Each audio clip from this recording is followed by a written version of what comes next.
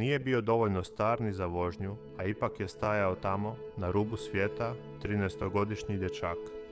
22. svibnja 2010. vjetar je urlao kroz šatore na sjevernoj strani Everesta, dok su se penjači spremali za završni uspon.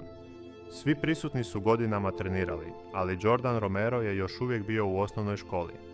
Dok su druga djeca brinula o zadaći, Jordan se vezivao za užad koja su odlučivala hoće li se vratiti kući.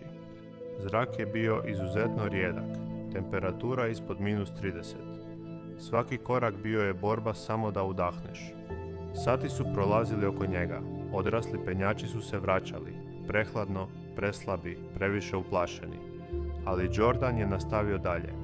Tijelo mu je drhtalo. Glas njegovog oca probijao se kroz vjetar, korak po korak: Jordane. Nakon 14 sati, dječak koji je nekada gledao mural u učionici, od 7 vrhova na 8848 metara visine, postao je najmlađa osoba koja se popela na Mount Everest. Neki su to nazvali nepromišljenim, drugi genijalnim, ali tog dana jedan klinac je dokazao da dob nema veze s tim koliko visoko možeš ići.